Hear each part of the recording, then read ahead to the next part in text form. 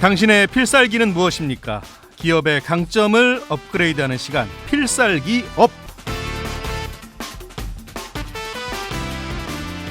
경인방송 시선공감이 중소기업과 스타트업, 소상공인들을 위해 준비했습니다. 청취자와의 실시간 소통을 통한 홍보는 물론이고요. 여러분이 가지고 있는 강점을 마케팅 전문가의 컨설팅을 통해 한 단계 더 업그레이드 해드리겠습니다. 본격 강점 충전 프로젝트 필살기 업, 지금 시작합니다. 오늘 만나볼 기업인은 감성미약발전소의 김향란 대표입니다. 어서 오세요. 안녕하세요. 초대해 주셔서 정말로 감사드립니다. 네, 오늘 정말 화사한 옷 차림으로 네. 예, 봄을 맞는 것 같습니다. 제가. 아, 그런가요? 예. 아무래도 이제 새로운 계절도 맞이했고 예. 또 이 아름다운 꽃으로서 보여드리고 싶은 또 예. 욕망도 있고 예. 그래서 컬러는 결국은 욕망의 표현을 해줄 수 있는 매체이기 때문에 예. 가장 욕망의 끝단에 있는 게 예. 바로 컬러이기여서 네. 그래서 오늘은 그 욕망이 어떤 것인지 예. 또 욕망의 표현이 어떤 것인지 보여주고 싶어서 예. 이렇게 그 레드를 입고 왔습니다. 예, 알겠습니다. 괜찮은가요? 아, 뭐 훌륭합니다. 예. 감사합니다. 자, 그리고 오늘도 맹명원 교수님 자리하셨습니다. 어서 오세요. 네, 안녕하세요. 네. 자, 오늘 감성미약 발전소를 이야기 나눠볼 텐데요. 일단 교수님, 네. 사명이 요즘 유행하는 말로 정말 감성스럽습니다. 어떻게 아니, 보세요, 사명에 대해서? 저도 이제 그 카페라이터 옛날에 했을 때 이제 브랜드를 많이 이제 예, 만들어줬는데 그러셨잖아요. 미학이라는 게 되게 그 잘 쓰는 단어가 아니거든요. 그래서 제가 들어오기 전에 물어봤더니 네. 상품 미학이라는 것에서부터 저게 따왔다 그래요. 그 성자도 이룰 성자예요. 근데 사실 칼라는 감성과도 연관이 돼 있잖아요. 예. 그래서 뭐 이 브랜드를 뭐 1년 동안 뭐 고민해서 만들었다는데. 그렇군요. 진짜 감성스럽더라고요.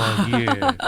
자, 그러면 본격적으로 김향란 네. 대표에게 직접 이야기를 좀 들어보겠습니다. 감성미약 발전소 어떤 기업입니까? 저희 감성미학 발전소는 예. 기업의 브랜드 가치를 감성이라는 언어로 터치해서 예. 클라이언트 즉 그 발주처가 되겠죠. 그 기업의 가치를 올리고자 만든 감성 큐레이팅 회사라고 소개를 해드리고 싶습니다. 감성 큐레이팅 네, 회사요. 그래서 예. 감성의 주요 핵심 인자는 저의 전문 분야인 컬러이고요. 디자인을 할 때 가장 고민하는 그 끝단에 있는 것이 바로 컬러라고 생각을 하고 있습니다. 그래서 이 시대에 있어서 가장 중요한 핵심 코드가 컬러라고 생각을 했고 또 제 분야도 그러했기 때문에 가장 컬러라고 하는 것을 감성적으로 표현해 줄 수 있는 회사, 그래서 감성을 발전시켜 줄 수 있는 회사, 그런 의미로서 감성미학 발전소라고 사명을 지었습니다. 그나저나 네. 최근에 네. 법무부 안양소년원하고 네. 업무 협약을 네, 맺으셨더라고요. 네. 문득 소년원과 색채가 어떤 연관성이 있을까 이게 궁금했어요. 되게 중요하죠. 그 사실은 이 목적은 이거였어요. 예. 정서적 환경을 만들어 주자라는 거였고요. 왜냐하면 소년원이라든지 교도소라든지 이런 기관들은 관리가 목적입니다. 그렇기 때문에 누구의 시선이냐면 관리자의 시선인 거예요. 근데 그들이 들어오는 그곳은 관리자의 시선에서는 굉장히 편할 수가 있지만 이들은 그렇죠. 굉장히 폐쇄감을 느끼고 좁은 공간에서 내가 무언가를 안정을 느낄 수 있진 않아요. 특히나 성장기 때의 이 청소년들에게는 그 환경이 더없이 무거운 공간인 거죠.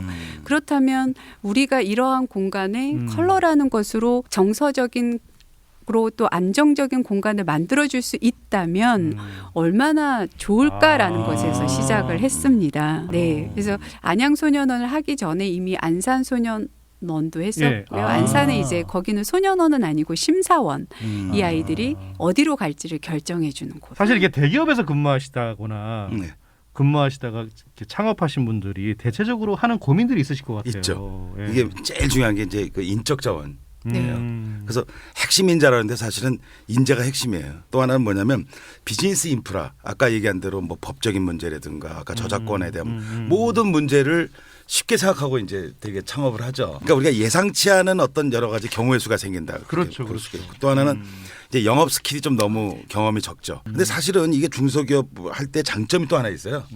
그냥 굉장히 다양한 경험을 하게 돼요. 그리고 또 하나는 뭐냐면 노력한 만큼 빠르게 역량이 증가할 수가 있어요. 내일이니까 되게.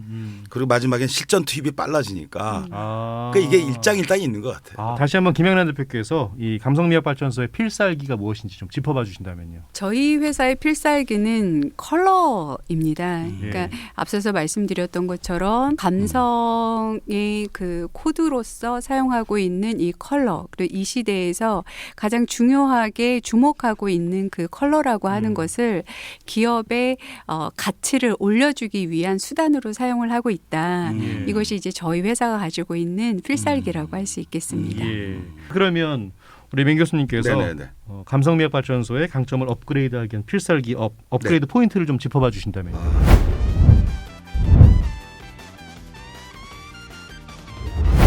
네, 디지털 시대에 컬러가 있어요. 그러니까 요즘에 이제 박싱보다 언박싱에 대해서 사람들이 관심을 썼잖아요. 그러니까 뭐 그 안에 뭐가 나타날지 모르는 그런 신비감 때문에 또 하게 되는데 이제 컬러도 이렇게 다양하게 되면 결국 한 시대에 흐르는 어떤 아까 통일된 컬러 같은 그런 부분들이 좀 있어야 되지 않겠는가.